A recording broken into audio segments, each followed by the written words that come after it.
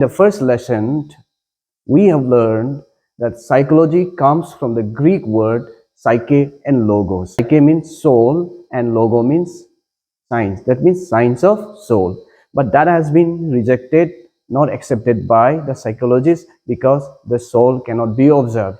So finally, the many psychologists, they agree that psychology is a science of behavior. Here you see who proposed the idea of the psychology as a science, the behaviorism or the behavior.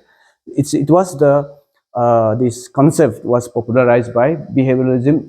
Concept was popularized by J.B. Watson. Who was he? He was an American psychologist, right? And who defined behaviorism? Behavior according to the J.B. Watson. Behavior as an action which can be seen, and observed in an objective way. Therefore, thus psychology is accepted as a science of behavior because it is an action which can be seen or observed in an objective way. So according to the J.B. Watson, this behavior means both external and internal stimulation. In our previous lessons, we have learned what is educational psychology. Educational psychology is a systematic study of the development of the individual within the educational setting. In that lessons, we have learned why educational psychology, that is in conclusion, the educational psychology is an applied discipline. Okay. The educational psychology is an applied discipline which combines the two different fields of both education and psychology. That's what we have seen, the relationship between education and psychology. So the educational psychology is a scientific study of human behavior, right? By which it can be understood, number one, predicted, and directed by education to achieve the goals of life. That's what the importance of educational psychology. That's we have learned in our first lesson. In my next class, we will discuss about what is child psychology and who is child or who are children. And we will discuss about the child development.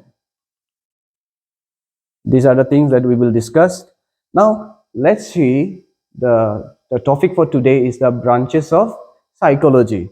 There are two categories of psychologies. That is, number one is the general psychology and applied psychology. The psychology that we have studying, the educational psychology, as I have said, is an applied psychology. Clear? So let's see the branches of psychology. You can see here branches of psychology. Number one is general psychology, human psychology, animal psychology, genetic psychology, educational psychology. This one we are studying here, right? Educational psychology, because it is done in an educational setting, in a classroom. That's what educational psychology.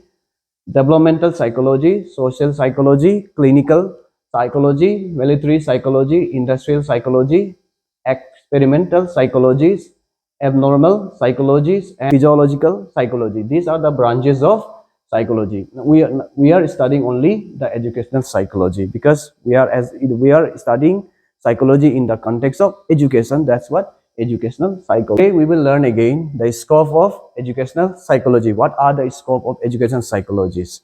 The scope of educational psychologies are of three. The number one is the learner. This is the learner.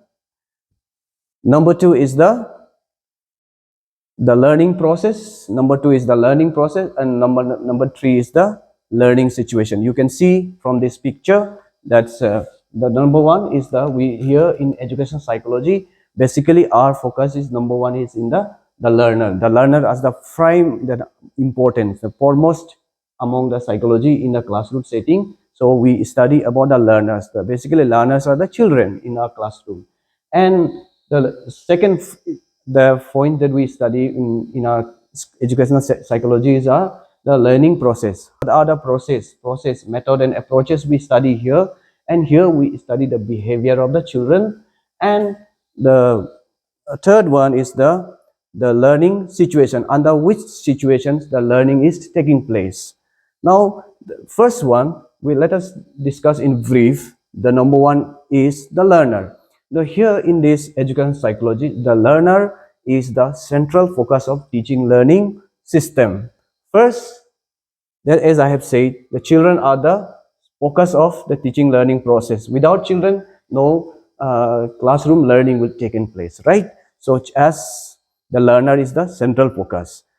The first, as the learners, we are dealing with the children, we are dealing with the learners, so we need to understand the psychological characteristics of the learner. Until and unless we understand the psychological characteristics of their behaviors, right, their growth and development, how they behave, their level, their circumstances, until and unless we know them, we won't be able to give them the quality education. That's what, in our education system, the learners are the foremost and are the focus point of the teaching learning system.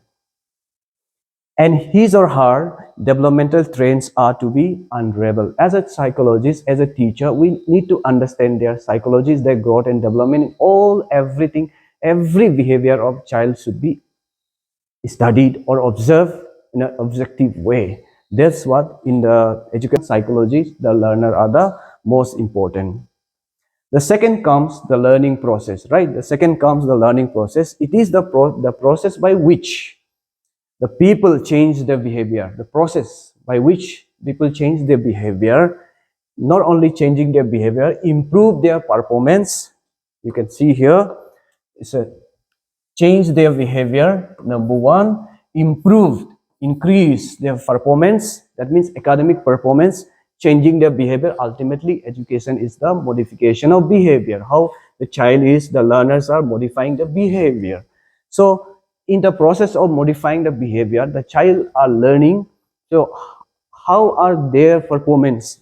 That's the process, and recognize their thinking or become familiar with new concept and informations or the knowledge. This is very important. So these are the learning process by which the learner learn, or learners behavior are being modified, or their performance is being increased. So this is basically teaching methods, approach, methods and techniques, right?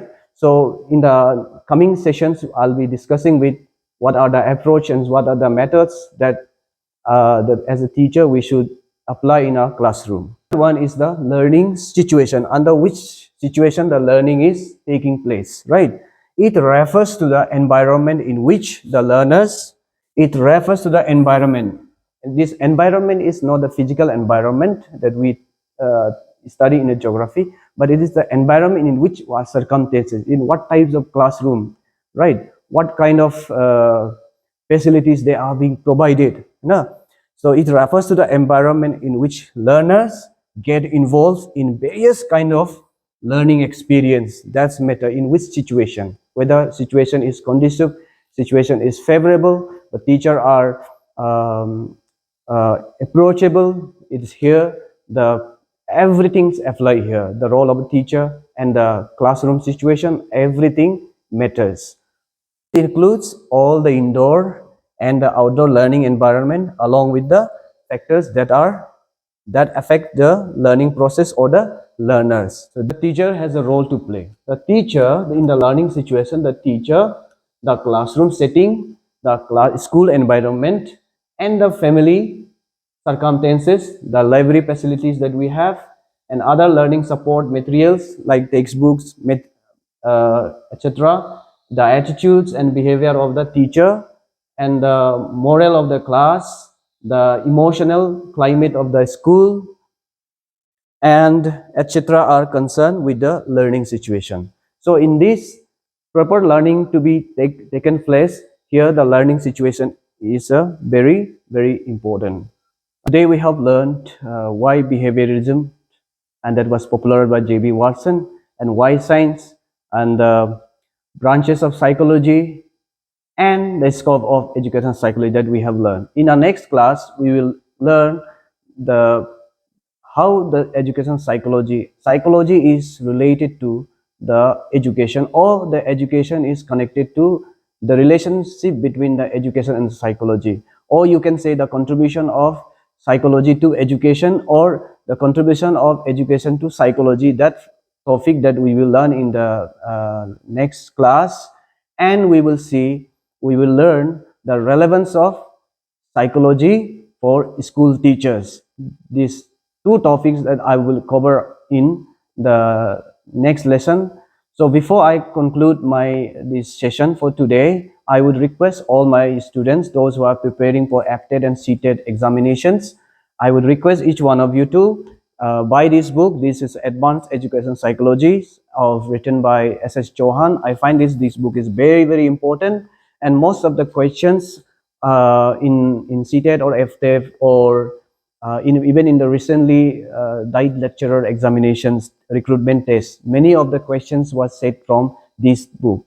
And I find this book is very useful, and it will be very helpful. And these books are available. This book is available in the market in Itanagar, or you can order from uh, Amazon also. So if you have to clear the CTET and FTET examinations, then you must have this book, and you must read it. When you are reading for the first time, you find it very difficult to study. But as you keep on reading, and you will love it, and it's a very good book. So I recommend every one of you to buy this book. So here for today, I will winding up my lessons. Number 2, we will meet again on the topic of the relationship with education and psychology, and the relevance of educational psychology for school teachers. So till then, my viewers, keep reading, keep studying, and please like and share and comment. Thank you.